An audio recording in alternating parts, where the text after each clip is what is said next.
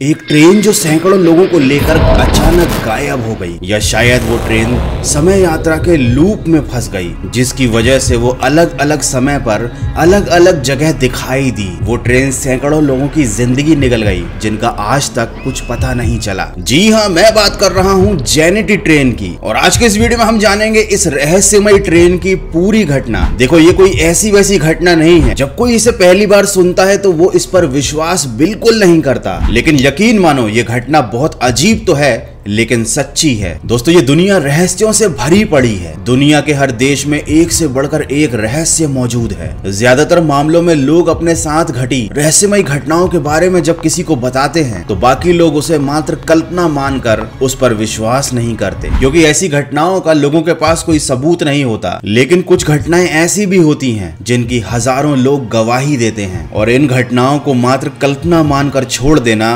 बेहद ही मुश्किल होता है। आपने बहुत से भूतिया बंगले या रेलवे स्टेशंस के बारे में तो सुना ही होगा, लेकिन आज हम जानेंगे एक ऐसी रहस्यमयी ट्रेन के बारे में जो अपने सैकड़ों यात्रियों के साथ अचानक गायब हो गई, और फिर उसके बाद आज तक उसका कुछ भी पता नहीं चला। तो इससे पहले कि इतना लंबा इंट्रो देखने के बाद तुम भी ट्रेन की तरह गायब हो जाओ, बिना किसी देरी के शुरू कर देते हैं आज का फाड़ू वीडियो।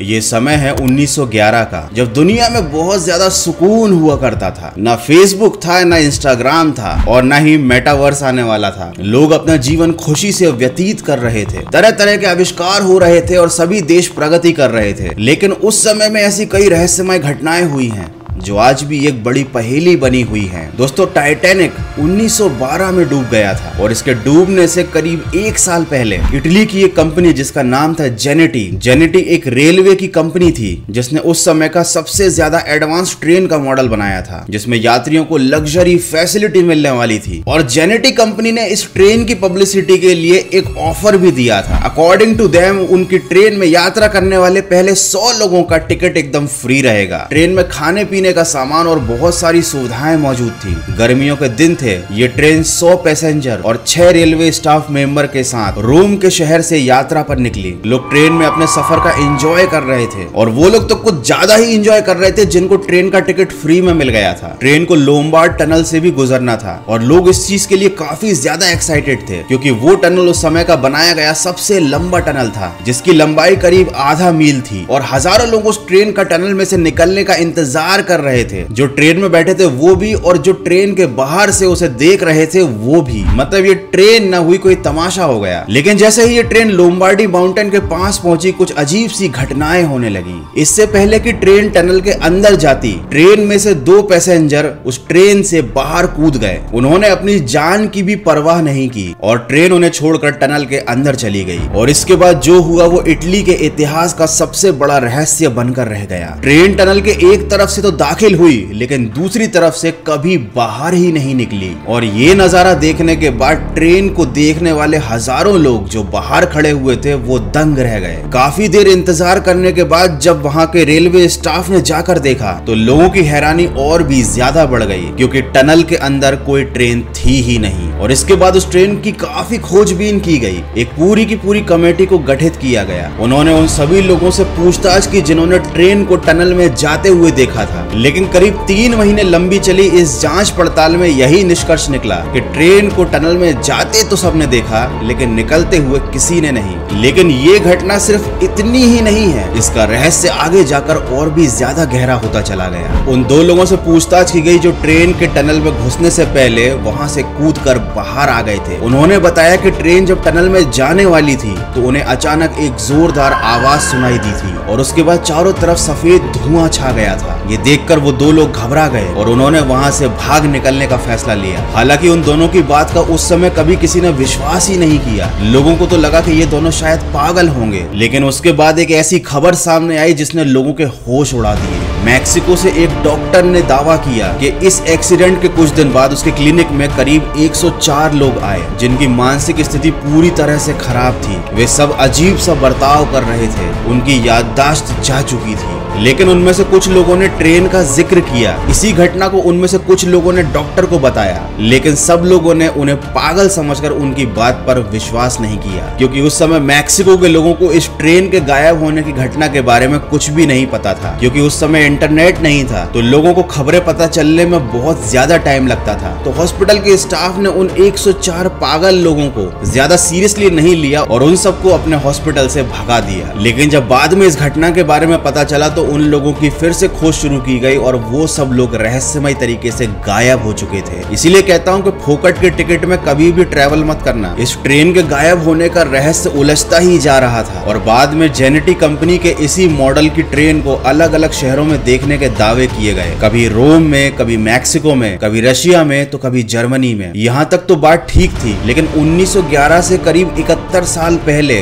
सन 1840 में जेनेटी कंपनी की इसी ट्रेन को मैक्सिको में देखने का दावा किया गया। 71 साल पहले जो दावा किया गया था उस पर तब किसी ने सीरियसली विचार नहीं किया था, लेकिन जब ये घटना घटी उसके बाद जब लोगों को लगा कि शायद ये ट्रेन टाइम लूप में फंस गई है, तब इतिहास के पन्नों को खंगाला गया और सेम ऐसी ही ट्रेन के 71 साल पहले देखे जाने की घटना सामने आई थी। और सोचने वाली बात यह है कि 1911 में इस ट्रेन का इकलौता और पहला मॉडल बनाया गया था, तो ऐसी ही सेम ट्रेन 71 साल पहले लोगों ने कैसे देख ली और टनल में गई उस ट्रेन के साथ आखिर क्या हुआ। वो 104 लोग जो गायब हो गए थे वो कभी नहीं मिले। और इस सच्ची और दुनिया की सबसे ज्यादा रहस्यमय ट्रेन की घटना का जिक्र इटली के रेलवे डिपार्टमेंट में आज भी है। तो ये किसी तरह का कोई यूनिवर्सल ग्लिच था, कोई टाइम ट्रेवल की एक अनोखी घटना थी, या किसी तरह की कोई पैरानॉर्मल एक्टिविटी थी, इस बारे में कोई आज तक कुछ भी नहीं बता सकता। तो आज के जमाने में तो केवल मोबाइल और गेम्स में ग्लिच होते हैं, पहले के जमाने में तो भाई दुनिया और यूनिवर्स में ही ग्लिच हो जाया करते थे। पूरे के पूरे लोग और ट्रेन गायब हो जाती थी। और आजकल तो यूट्यूब में भी ग्लिच होते हैं, लोग वीडियो को देखते हैं और बिना लाइक कमेंट किए गायब हो जाते हैं और फिर उनका कोई पता नहीं चलता। तो तुम गायब मत होना, जल्दी से लाइक करो और मालूम है पहली बार आए तो चैनल पर सब्सक्राइब करो। मिलते हैं अगले फाड़ू वीडियो में।